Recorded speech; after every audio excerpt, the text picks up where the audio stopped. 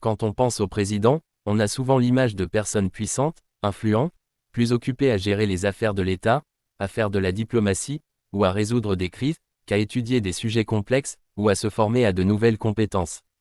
Pourtant, il existe bien d'entre eux qui ont un niveau d'éducation très élevé, ayant obtenu des diplômes prestigieux, et ayant une expertise reconnue dans leur domaine.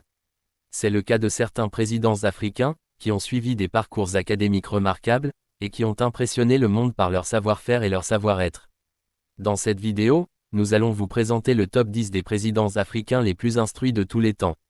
Vous allez très probablement être surpris par le niveau d'éducation et de compétences de certains d'entre eux.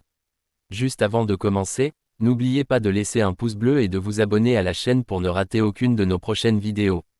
Sans plus attendre, commençons ce classement avec le 10e président africain le plus instruit de tous les temps, Nana Akufo-Addo, le président du Ghana depuis 2017. C'est un avocat et un défenseur des droits de l'homme qui a participé à la rédaction de la Constitution du Ghana de 1992. Il a étudié l'économie et le droit à l'université de Cambridge et à l'université de Londres, et a été admis au barreau du Ghana, du Royaume-Uni et de la France. Il a également été ministre des Affaires étrangères et de la Justice sous les présidences de John Kufuor et de John Mahama. Il est connu pour sa lutte contre la corruption, son engagement pour le développement durable et son soutien à la démocratie. En 9e position, nous avons Cyril Ramaphosa, le président de l'Afrique du Sud depuis 2018. C'est un ancien syndicaliste et homme d'affaires qui a joué un rôle important dans la transition démocratique de l'Afrique du Sud après l'apartheid. Il a été l'un des négociateurs du Congrès national africain ANC, avec le gouvernement de Frédéric de Klerk, et a été le premier secrétaire général de l'ANC après sa légalisation en 1990.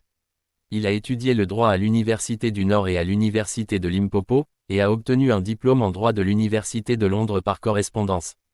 Il est également titulaire d'un diplôme honorifique en droit de l'Université de Massachusetts-Boston et d'un doctorat honorifique en droit de l'Université de Glasgow. Il a été le vice-président de Jacob Zuma de 2014 à 2018, avant de lui succéder à la tête de l'État et de l'ANC. Il est réputé pour sa vision économique, sa réforme sociale et sa lutte contre la pandémie de Covid-19. En 8e position, nous avons Abiy Ahmed, le Premier ministre de l'Éthiopie depuis 2018. C'est un ancien officier de renseignement et de sécurité qui a reçu le prix Nobel de la paix en 2019 pour ses efforts de réconciliation avec l'Érythrée, mettant fin à une guerre qui a duré près de 20 ans. Il a également initié des réformes politiques et économiques dans son pays, libérant des prisonniers politiques, levant l'état d'urgence, autorisant les partis d'opposition et les médias indépendants, et ouvrant le marché aux investisseurs étrangers.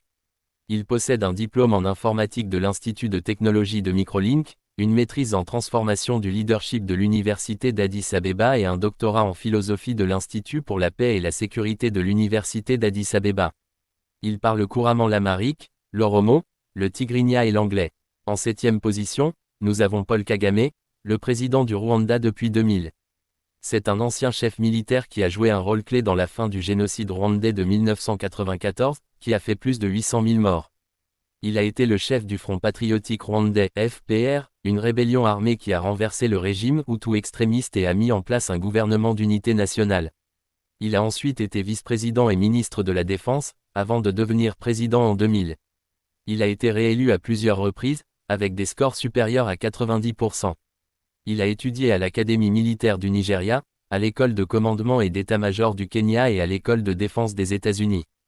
Il est également titulaire d'un diplôme en leadership et en gestion de l'Open University du Royaume-Uni. Il est salué pour sa vision du développement, sa promotion de la réconciliation nationale et son implication dans la résolution des conflits en Afrique. En 6e position, nous avons George Weah, le président du Libéria depuis 2018. C'est un ancien footballeur professionnel, le premier et le seul à avoir remporté le titre de meilleur joueur du monde de la FIFA, en 1995. Il a joué dans plusieurs clubs prestigieux, comme le Paris Saint-Germain, l'AC Milan, Chelsea ou encore Manchester City. Il a également été le capitaine de l'équipe nationale du Libéria, qu'il a qualifié pour la Coupe d'Afrique des Nations en 1996 et 2002. Il a pris sa retraite sportive en 2003, et s'est lancé en politique, en créant le Congrès pour le changement démocratique, CDC. Il a été candidat à l'élection présidentielle de 2005, mais a été battu par Ellen Johnson Sirleaf.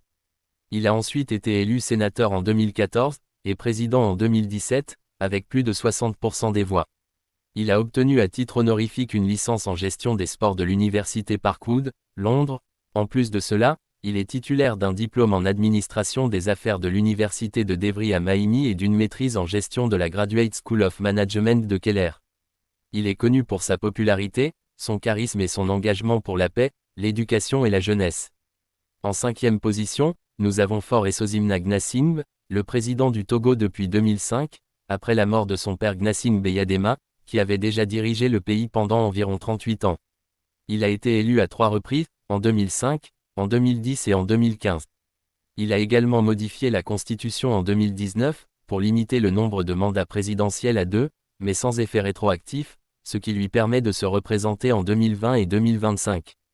Il a une licence en gestion financière de la Sorbonne et est titulaire d'une maîtrise en administration des affaires de l'Université George Washington aux États-Unis. Il a également été ministre des Mines, des Équipements et des Postes sous la présidence de son père. En 4e position, nous avons Ibrahim Boubacar Keïta, le président du Mali depuis 2013 et décédé le 16 janvier 2022. C'est un homme politique engagé contre la corruption, qui a été le premier ministre de Alpha Oumar Konaré de 1994 à 2000, et le président de l'Assemblée nationale de 2002 à 2007. Il a également fondé le Rassemblement pour le Mali, RPM, un parti politique de centre-gauche. Il a été élu président en 2013, avec plus de 77% des voix, et réélu en 2018, avec plus de 67% des voix. Il a fait face à plusieurs défis, comme la rébellion Touareg, le terrorisme islamiste, la crise sécuritaire, la pauvreté et la contestation sociale. Il a été renversé par un coup d'État militaire en 2020, et contraint à la démission.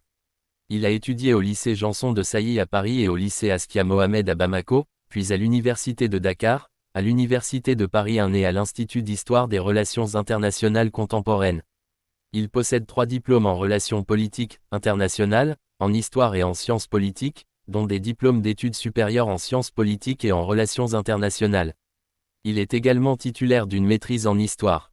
En 3e position, nous avons Alassane Ouattara, le président de la Côte d'Ivoire depuis 2010, un économiste et un expert financier chevronné. Il a été le directeur général adjoint du Fonds monétaire international, FMI, de 1994 à 1999, et le premier ministre de Henri Konan Bédié de 1990 à 1993. Il a été élu président en 2010, après une crise post-électorale qui a fait plus de 3000 morts, et réélu en 2015 et 2020, avec des scores supérieurs à 80%. Il a mené des réformes économiques et sociales, qui ont permis à la Côte d'Ivoire de connaître une forte croissance et une réduction de la pauvreté. Il a également fait face à des tensions politiques, des mutineries militaires et des attaques terroristes. Il est titulaire d'une licence en sciences de l'université Drexel, à Philadelphie, en Pennsylvanie, d'une maîtrise en économie de l'université de Pennsylvanie et d'un doctorat en économie de l'université de Pennsylvanie. Il parle couramment le français, l'anglais, le dioula et le baoulé. En 2e position, nous avons le roi Mohamed VI, le roi du Maroc depuis 1999, après la mort de son père Hassan II. Il est le chef de l'État et le commandeur des croyants, le chef religieux des musulmans du pays. Il a initié des réformes politiques et sociales, comme la nouvelle constitution de 2011, qui a renforcé le rôle du Parlement et du Premier ministre, la révision du Code de la famille, qui a amélioré les droits des femmes, ou la reconnaissance de la diversité culturelle et linguistique du Maroc, qui a accordé le statut officiel à l'Amazigh. Il a également œuvré pour le développement économique, la diplomatie africaine et la lutte contre l'extrémisme. Il possède une licence en droit de l'université Mohamed V à Agdal et un doctorat en droit de l'université française de Nice Sophia Antipolis. Il a également suivi des formations militaires au Collège royal de l'enseignement militaire supérieur, à l'école d'application de l'infanterie de Meknès et à l'Académie royale militaire de Meknès. Il parle couramment l'arabe, le français, l'anglais et l'espagnol. Et enfin, en première position, nous avons John Pombe Magufuli, le président de la Tanzanie depuis 2015. C'est un pédagogue et un chimiste chevronné, titulaire d'un doctorat en chimie de l'université de Dar es Salaam. Il a été professeur de chimie à l'université de Sokoine, puis ministre des Travaux publics, du développement rural et de l'éducation sous les présidences de Benjamin Mkapa et de Jakaya Kikwete.